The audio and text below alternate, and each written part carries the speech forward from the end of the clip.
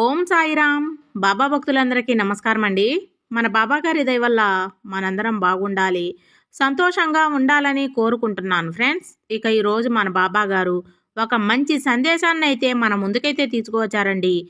ఆ సందేశం ఏమిటంటే, ఈ వీడియో మీరు ఫస్ట్ టైం చూస్తుంటే ప్లీజ్ లైక్ చేయండి, షేర్ చేయండి, సబ్స్క్రైబ్ చేయండి ఫ్రెండ్స్. బాబా గారు అందించే సందేశం ముందుగా మనకు తెలిసినటువంటి గురువు గారండి, శ్రీ షిరిడి సాయిబాబా జ్యోతిష్యాలయం. జ్యోతిష్యం చెప్పబడును. గురూజీ సుబ్రహ్మణ్యం రాజు గారు. Contact number 7075662225. భార్యాభర్తల మధ్య కలహాలు రావడం, ప్రేమించుకున్న వారు దూరం అవ్వడం, మనశ్శాంతి లేకపోవడం, శత్రుపీడ, నరఘోష, నాగదోషం, శత్రు ప్రయోగాలు, ఆరోగ్య సమస్యలు, ఆర్థిక సమస్యలు, కుటుంబ సమస్యలు, మానసిక సమస్యలు మరియు ఎటువంటి సమస్యలకైనా శాశ్వత పరిష్కారాన్ని చూపబడుతుంది. ఇప్పుడు మన బాబా గారి సందేశం ఏమిటంటే, తల్లి, షిరిడీ ప్రయాణం సిద్ధమైంది. ఇక నీ కల నిజం కాబోతుందమ్మా. స్వయంగా నీ సాయినే వెంట వస్తాడు. నువ్వు షిరిడీకి వచ్చేసేయి అని బాబాగారే స్వయంగా మనందరి కోసం షిరిడీ రాక కోసం ఎదురు చూస్తున్నారట. మరి ఈ షిరిడీ ప్రయాణంలో సాక్షాత్తు ఆ సాయినాథుడే మన వెంట ఉండి తీసుకెళ్తాడంట షిరిడీకి. మరి బాబాగారు ఈరోజు మనందరి కోసం ఒక గొప్ప సందేశాన్ని తీసుకువచ్చారండి. ఈ సందేశం ద్వారా ఒక కొత్త ప్రయాణం అయితే మొదలు కాబోతుంది. అది ఏంటి అనేది తెలుసుకోవాలంటే బాబాగారి సందేశం ఈరోజు మనం వినాలి. కాలం కలిసి రాలేదని బాధపడే వారికి కాలం కలిసొచ్చింది. మరి బాబాగారి ఆంతర్యాన్ని గ్రహించాలంటే ముందు ఈ సందేశం వినాలి. తల్లి, ఎన్నో రోజులుగా నువ్వు షిరిడీకి రావాలని ఎదురు చూస్తున్నావు. నా బాబా షిరిడీకి రావాలని ఎదురు చూస్తున్నావు. నా బాబా షిరిడీకి నేను రావాలని కోరుకుంటుంటే నాకు దారి ఇవ్వట్లేదే అని బాధపడుతున్నావు తల్లి. నీ కోసమే తలుపులు తెరిచి సిద్ధంగా ఉన్నాను. నా బిడ్డ రాకకై నేను ఎదురు చూస్తున్నాను. ఇక ఆలస్యం చేయకు తల్లి, వెంటనే షిరిడీకి రా. నీ ప్రయాణంలో నేను తోడుగా ఉండాలని కోరుకుంటున్నాను తల్లి. ప్రతి నిమిషము నీకు అండగా ఉండి కాపాడుకుంటూ షిరిడీ ప్రయాణం చేస్తాను. తరువాత నీకు ఏ కష్టము కలగకుండా నీ సాయిని చూసుకోవడానికి నీ పక్కనే ఉంటూ నిన్ను నడిపిస్తానమ్మా. ఎలాంటి ఇబ్బందులు కలగకుండా నీ వాళ్లతోటి ద్వారకామాయిలో అడుగు పెట్టబోతున్నావమ్మా. తల్లి, నీ ప్రయాణంలో సాక్షాత్తు నీ సాయి నీ కోసం ఒక సీట్ని రిజర్వ్ చేసి ఉంచాడమ్మా. బిడ్డా, నీ వాళ్ళందరూ రావాలని నువ్వు కోరుకుంటున్నావు. నీ వాళ్లకు ఎటువంటి ఆటంకము కలగకుండా నువ్వు నీ తోటి ప్రయాణికులతో ఎంతో సంతోషంగా ప్రయాణాన్ని కొనసాగిస్తావు.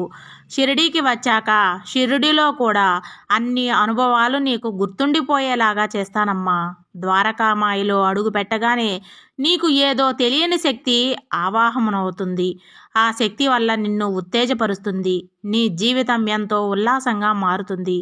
ఈరోజు నీకున్న కష్టం ద్వారకామాయిలో అడుగు పెట్టగానే అది పూర్తిగా దహించుకుపోతుందమ్మా. తల్లి, నువ్వు ఈరోజు నీ సాయి మాట వింటున్నావు అంటేనే నీ జీవితంలో సంతోషాలు మొదలైనాయి.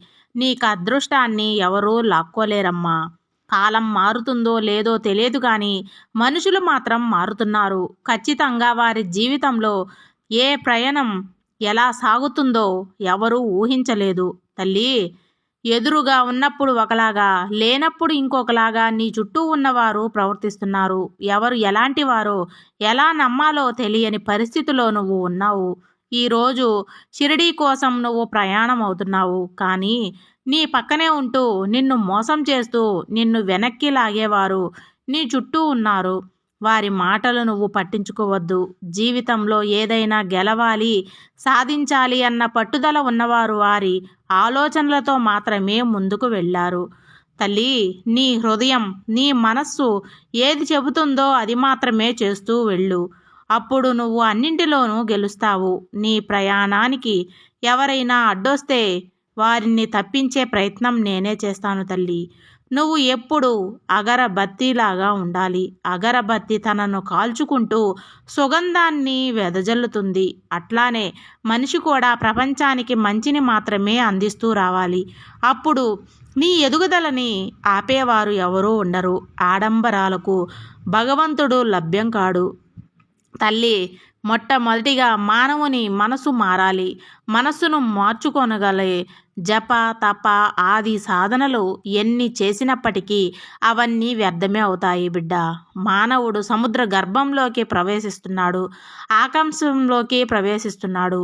కానీ తనలో తాను చూడలేకపోతున్నాడు, తనలోకి తాను ప్రవేశించలేకపోతున్నాడు. దానివల్లే ఎన్నో సమస్యలను కొని తెచ్చిపెట్టుకుంటున్నారు.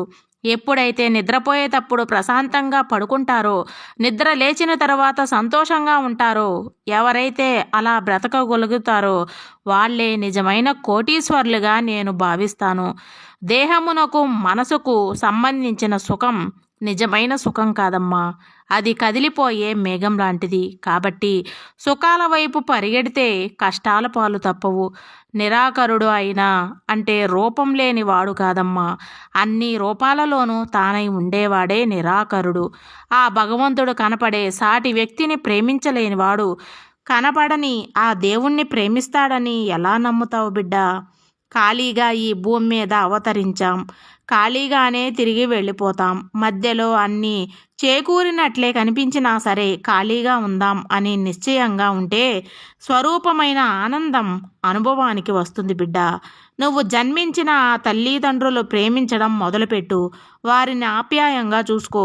నిన్ను కూడా ఆ భగవంతుడు అంతే ఆప్యాయంగా చూసుకుంటాడు. దేని వలన నీకు చూసే శక్తి కలిగిందో ఆ చూపుతో దాన్ని నువ్వు చూడలేవు. దేని వలన నీకు స్పర్శించే శక్తి కలిగిందో దానిని నువ్వు స్పర్శించలేవు. దేనివల్ల నీకు తలచే శక్తి కలిగిందో దానిని నువ్వు తలవలేవమ్మా. ఏది శాశ్వతం కాదు తల్లి. ఈరోజు నువ్వు బాధపడుతున్న దానికి కారణం ఏంటో నువ్వు గ్రహించు. ఎందుకంటే భగవంతుడు పెట్టిన పరీక్షలో నువ్వు నెగ్గాలి అనుకుంటే ముందు దాని గురించి ఆలోచించు. మన జీవితంలో ఎవరు ఉంటే మనకు శుభం జరగదో వారిని మన జీవితంలో నుండి తీసేందుకు దేవుడు మళ్ళీ మళ్ళీ వారి వలన బాధపడేలా చేస్తాడు.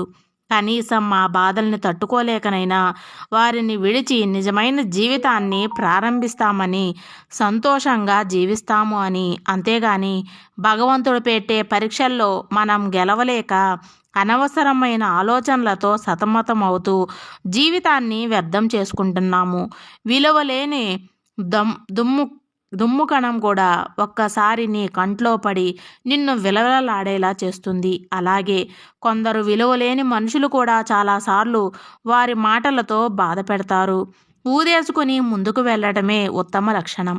నువ్వు నీ జీవితాన్ని అలానే ఆలోచిస్తూ ముందుకు వెళ్ళు. అంతేగాని ఎవరో ఏదో అన్నారని వారి మాటలను పట్టించుకుని జీవితాన్ని వృధా చేసుకోకు. ఎప్పుడు ఏ సమయానికి ఏది భగవంతుడు నీకు రాయాలని రాసి పెట్టాడో అది నీ జీవితంలోకి వచ్చి తీరుతుంది. ఆ క్షణం నీ సంతోషానికి అవధులు ఉండవమ్మా. కాలం ఎవరి కోసము ఆగదు. ప్రతి అనుభవము ఎక్కడో ఒక చోట ఉపయోగపడుతుంది. ఎందుకంటే అనుభవం సులభంగా రాదు కదా.